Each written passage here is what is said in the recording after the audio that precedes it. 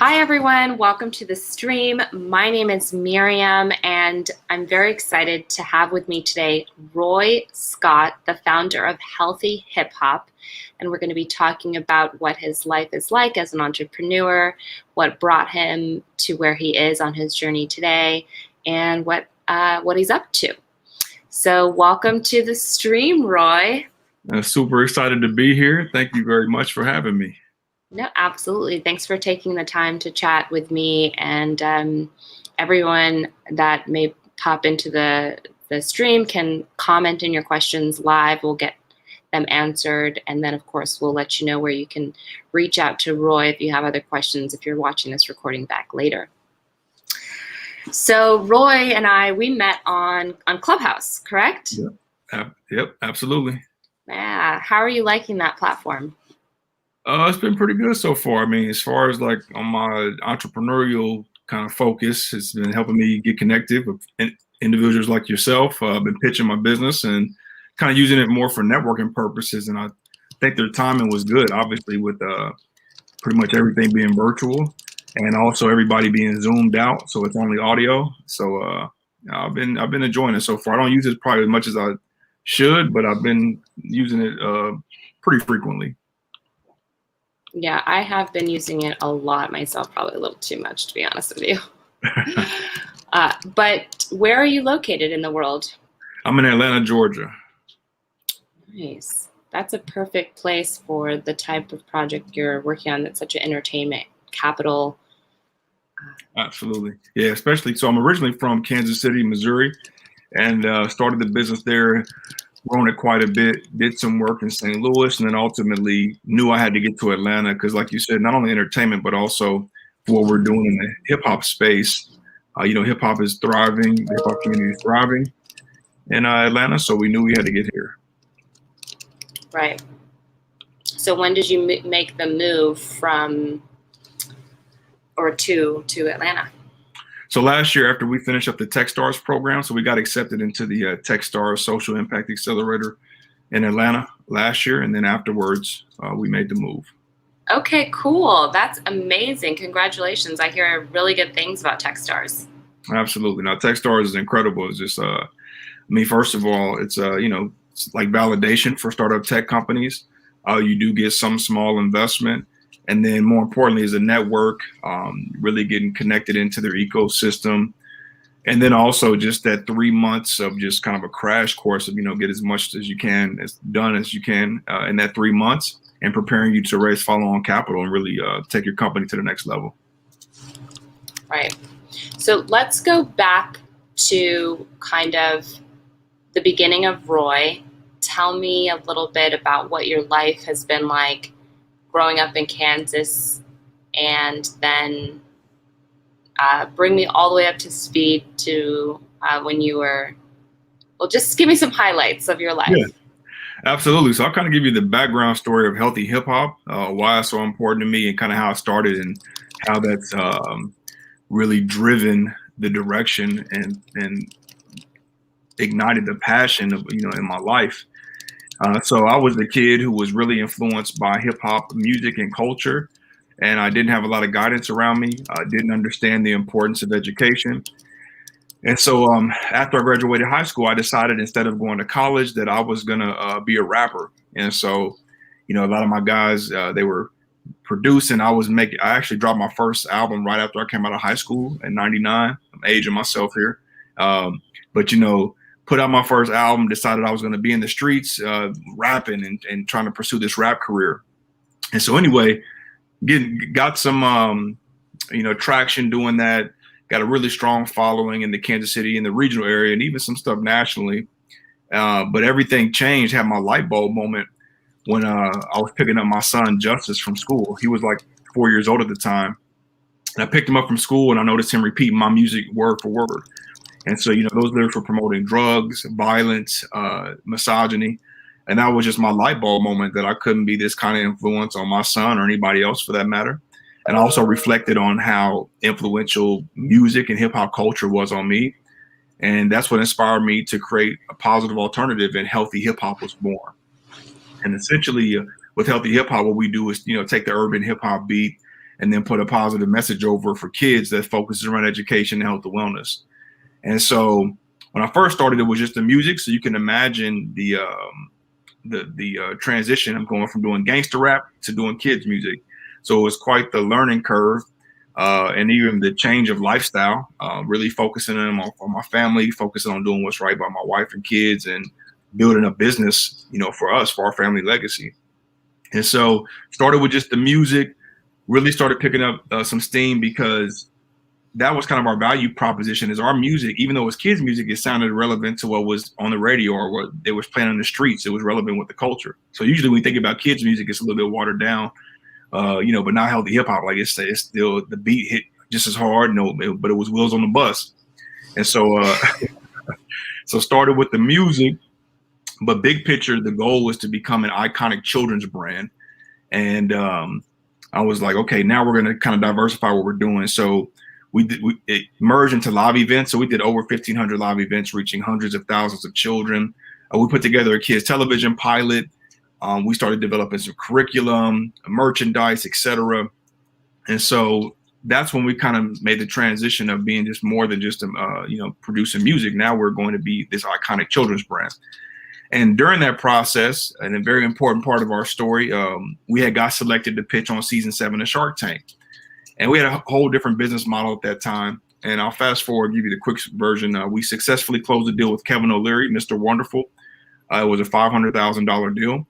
Well, only have our episode blocked from airing, and our deal pulled off the table because ABC, the network that Shark Tank comes on, is owned by Disney, and they looked at our children's programming as competition. So welcome to Hollywood is what we were told. They basically took a crap on us. And so, that's the best and worst validation. Okay, Disney sees us as a threat. We're onto something. Right. But we just lost, more important than the deal, it was the national exposure. They were averaging around 7 million viewers. So that's 7 million new viewers on our business that's just thrown in the trash can. And so after that moment, I was depressed. I didn't know, what's the next step? How are we going to scale this company? And so that's when I was paying attention to what was going on in every other industry. On the tech side, I was like, we're going to have to really create some innovative technology so we can scale. And did some deep customer discovery, seeing how teachers were using us in the classroom to start their day for morning energizers, to get the kids up and active, to help improve focus in the classroom. And then also how parents were using the healthy hip hop music at their home to create these family experiences, or if it's on road trips. So we made the pivot to create this online platform for educators and a mobile application for parents and their children. Mm-hmm. So ironically enough, so Walt Disney is from my hometown of Kansas City. And when I got that news, I was on my couch. I was depressed. I was going through Netflix, and I seen this movie called Walt Before Mickey. And it talked about his entrepreneurial journey and how he, had moments just like that where he got rejected, but he stayed resilient until Disney became what it is today. And he made a statement that really stuck with me. He said, you never know what you're made of until you respond to getting kicked in the teeth. And I was like, wow. I said, well, we got Mickey's big yellow boot right in the grill. And so, and kind of part of his story was he went from KC to LA to build, Disney to what it is today. And we going from KC to the A, to make our way. And so basically made the pivot, got in the trenches of all the entrepreneurial resources that Kansas City had to offer. We secured a little bit over $100,000 in non-dilutive grants. And so grant money to develop and test our MVP. Mm-hmm. So tested it out, got some traction, got some buy-in from some investors, ended up raising a pre-seed round of about $500K, rolled out the app. We had just got accepted from that into the Arch Grants program. Arch Grants is in St. Louis. Arch Grants really got behind us, really been pushing us. The St. Louis ecosystem is incredible. And then went from that to getting accepted into Atlanta, because after we got, the Shark Tank bad news, I started immediately doing work in Atlanta, made some strong connections down there in that ecosystem. So ended up getting the TechStars program, got that investment. We had just launched our app. COVID hit. We had to make some pivots even with that, which it was kind of a blessing in disguise, because everything we were doing was virtual. We kind of got out of the live events model and more into the tech model. Mm-hmm. And so grown to over 6,000 active users, did some more deep customer discovery, more kind of getting data to understand what they're engaging with the most, what they're willing to pay for. Now we have a whole new UI UX that's getting prepared to launch. So right now, even our app is live on iOS and Android, but we're still considering this like a public beta. And now we're getting prepared for our official launch. We're raising capital. We did a private round of $1 million, just launched our Republic campaign, which allows everyday people to become investors, trying to raise another $1 million on that. And now it's like, putting all the, fuel to the fire and really take this thing to the next level. Such an amazing story. I mean, from just the beginning of your life to how that whole thing went down, and having to deal with the old school way of doing business in corporate America with people not wanting to collaborate. I am so excited to have met you at this point in your journey, and I love the synchronicity that Clubhouse has and just brought us together, and just kind of the synchronicity of you, like, even watching that Mickey Mouse episode on Netflix. How crazy is that was like so many tie-ins. Absolutely. I mean, what's the chances of that? And like I said, and when I saw another part that I didn't throw in was, so I watched that and I knew we needed to have like our character for healthy hip hop. And so after, going through that and bouncing back, I ended up connecting with my co-founder, a gentleman named Wes Smith. And he had just started working on an animated character called PJ Panda. And so PJ Panda is for healthy hip hop, like Mickey is for Disney. Mm-hmm. And so I was on the West Coast handling some business, and I met with a gentleman who does a lot of music publishing, and he has a publishing company. And a guy I was working with, like, man, you got to talk to him. He mentioned Wes. And so Wes, he was mentoring Wes, did some work with him. He's like, he just launched this new character. I mean, he had literally was just about to put it out. And so as soon as I heard the music, I was like, wow, like this music was just incredible. I have a really great ear just for music. And I'm like, man, this dude is an incredible writer and producer. So ended up just reaching out to him on Instagram, because the guy never even connected me. He sent me one of the videos. I found him on Instagram, sent him a message, started contracted with him to start, and then pitched him on the big vision. Like, man, listen, because at the time, you were putting stuff on YouTube and stuff like that. I'm like, well, listen, YouTube, they keep changing the algorithms. They're the ones who own the software. They can dictate what they want. I pitched him on the idea, listen, we can build our own platform, own the software, we can create it, and we can determine the algorithms. And, we can be the ones who make sure that we are, getting the revenue. And so started contracted with him. He eventually bought in. He actually came to TechStars with me, and now we've been at it for 3 years together. And, just like I said, just what's the chances, like this, the serendipity, or the other word you use is synchronicity, of like how everything, you just stick to it and keep pushing, things eventually, fall in place. Totally.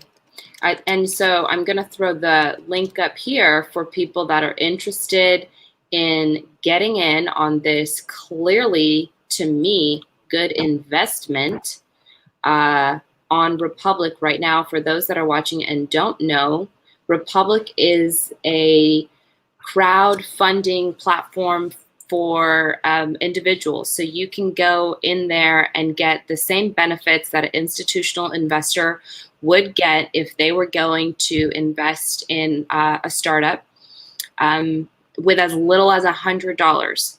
And this is awesome. So you guys have already raised 57% of your minimum goal. You've got 127 days left open for people to invest.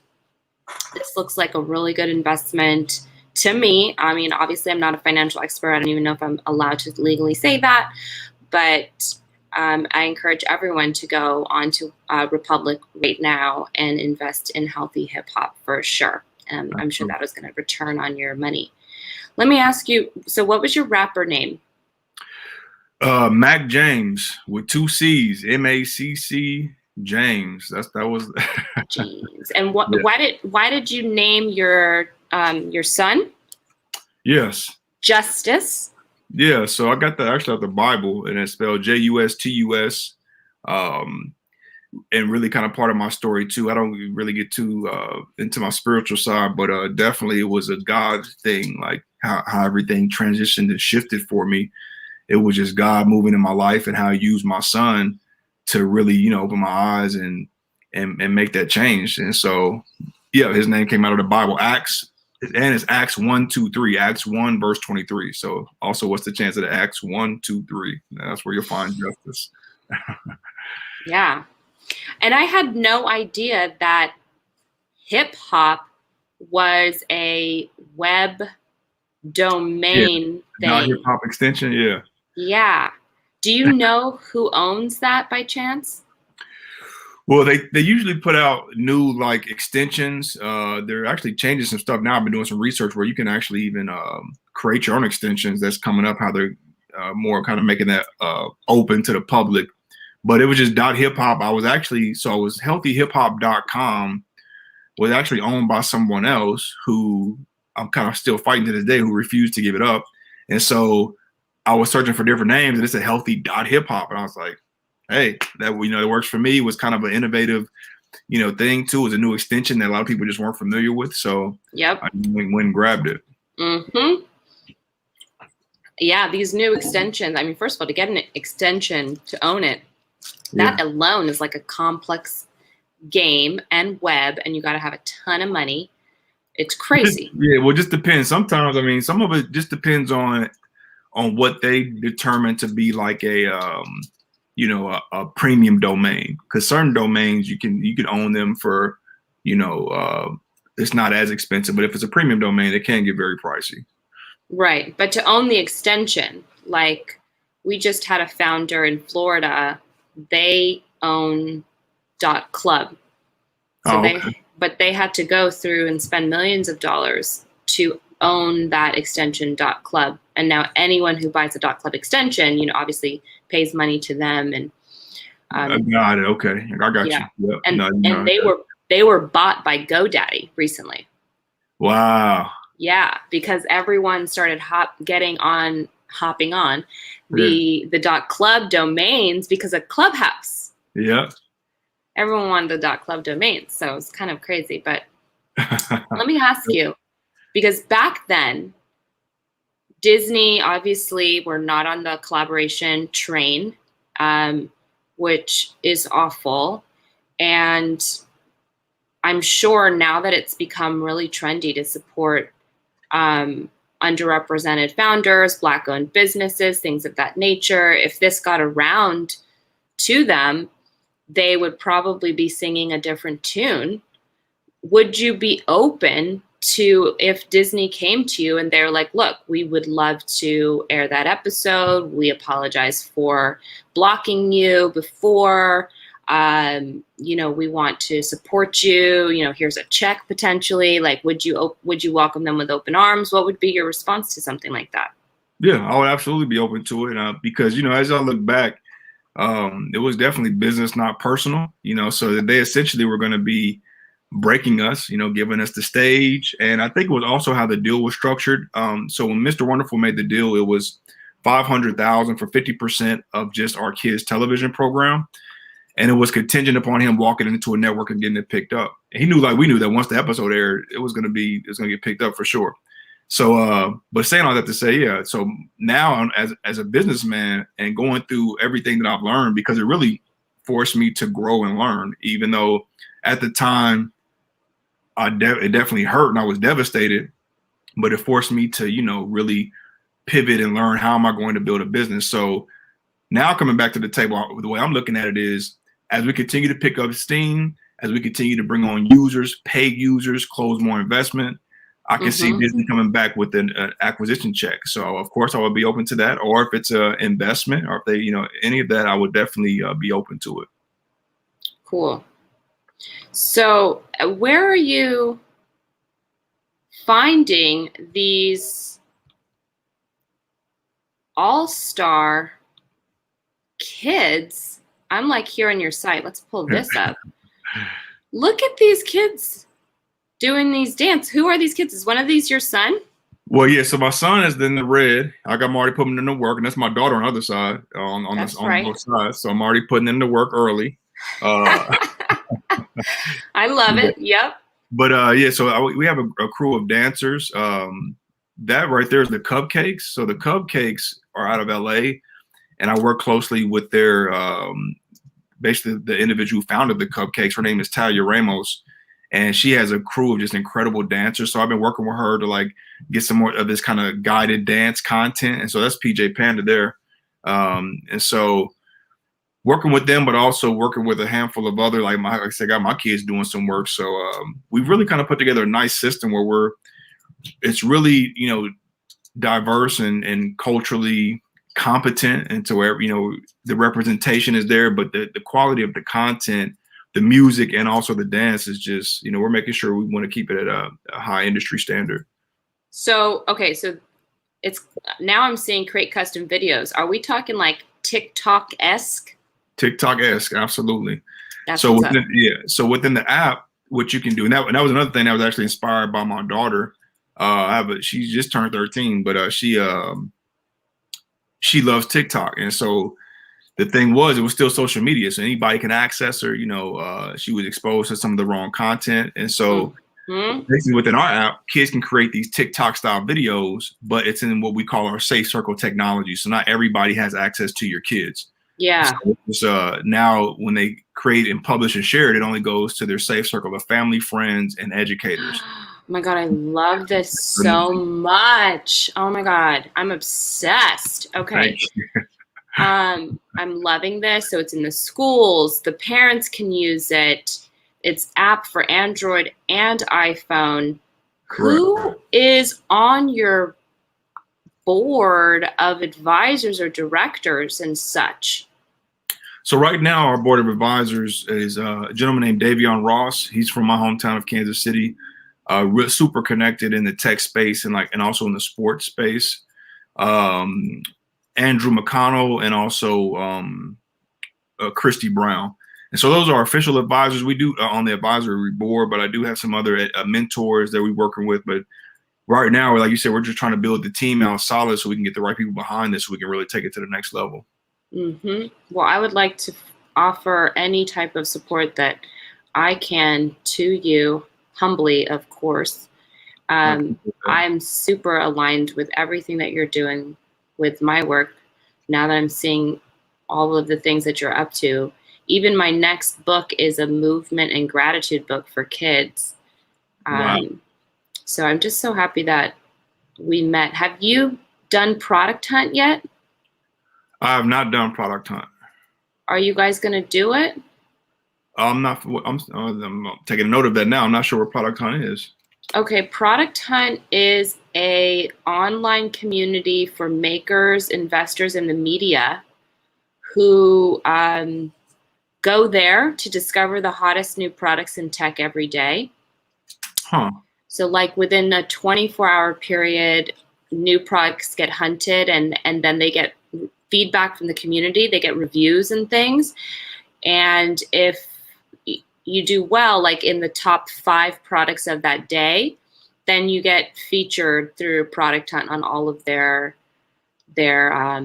channels. I'm a product hunter. I would love to hunt your product, but I kind of almost feel like, because I don't have much clout on the platform, that almost I would say, like, find another hunter who has more clout. They say it doesn't matter who hunts you. Yeah. But I mean, like, I think it pretty much does. And it would be good to do it while you have your while you have your Republic campaign going on. You're right. I'm going to actually do. I took a note of that. So, but even if it was you that could help us with that, we'd appreciate that. I would love to. It would be an honor. Let me ask you, how is it like working with Republic and getting your campaign up on Republic? Because there's options now. Like I said, WeFunder, but there's Republic that you have. There's another one. Smart Engine is another one. Right. And then there's another one too that a friend of mine did that I would love to connect you with. I don't know. Have you heard of Kitty Credit? Yeah, that's my guy, Evan. Yeah. You know Evan? Evan. Okay, great. Friend. Yeah. So I don't know what he used, right, for their campaign, but, there's all these options these days with these crowdfunding campaigns. What has been your experience working with Republic? It's been pretty good. So one of advisors I mentioned to you, she sits on the investment committee. So Christy sits on the investment committee there, and she was like, I think this would be a really good fit for Republic. And so the onboarding process, it was some pretty tough due diligence. I mean, as far as just getting your question C form, because it's a little bit different because everything gets, cleared with the SEC and stuff. So you got to get your financials like GAAP reviewed and stuff like that. So a lot of the things I kind of had in place, and I've been going through due diligence on the private investment side. So I had a lot of these assets and things already ready. But that process was pretty clear, clean cut. And now what I do like about them, so you have to hit the first like 25K within your own network. And so where I kind of was a little bit, just to be 100% transparent, a little bit behind the ball, was I was just really wrapping up my private investment. So I didn't start really pushing this yet. And so now going into May, I'm really putting everything together as far as like, my ad campaign, podcast, PR, reaching out to angels and different investors that are in my network to really get them to contribute. Because once you hit that first 25K, right now we're about like 14 and a half. Once you hit that first 25K, then Republic gets behind it and they push it through their network. And so that's kind of our first goal. And then the goal is ultimately hit the million. So we want to hit that 1,070,000 on Republic as well. Yeah. To be honest, I feel like Republic needs to step it up. I mean, not needs to, but I would love to see Republic, Microventures, WeFunder, all of these ones step it up on their websites. I want to be able to sort by Black-owned businesses, woman-owned, minority-owned, all of that. And they should be offering super discounted rates for y'all on their, ad packages, which I'm sure that they have, right? Well, one thing they did do was, so they gave us there was a grant that they had for Black founders for great $7,500 basically credit, because it can get expensive to get all those initial documents, the question C form. So they did give us that for sure. Oh, I love that. So Republic does offer grants for minority-owned startups. Correct. Yeah, I don't know if they're still doing it, but I know at the point though, when I was in, they had some grant money left for that. Okay. Has offered. Okay, good. Good to know that. Thank you for letting us know, for letting me know that. Good for Republic for doing that. What else should we know? Because we're coming to the end of the time that I have with you. Like, I just feel like I want to know as much knowledge as you have for me. I'm starting off my entrepreneur journey. I'm an artist, and I am launching an anonymous messaging exchange that increases your mental health. Okay. But I also have a publishing company with books. I have an event and venue space, and I'm passionate about art, community, technology, and sustainability. So, like, what kind of advice do you have for me? Also, I would love any advice from you on, like, how to be living in a successful marriage, although I'm not there just yet. Like, I'm still single. But when I get there, like, I love how you talked about family values. So any tidbits on that would be good. Just any advice for me. Absolutely. You mentioned Florida. Are you located in Florida? Yeah, I'm in Miami. Okay. Oh, yeah. So that's where Evan's in Miami. So, yeah, my business partner, he's in Tampa. Really, the advice that I would give is right now, just focus. I love what you're doing with the mental health thing. Just focus on being the best you can be and loving you the right way. And then that's going to prepare you and set you up to, love others the right way. Because the mental health side of the game is serious.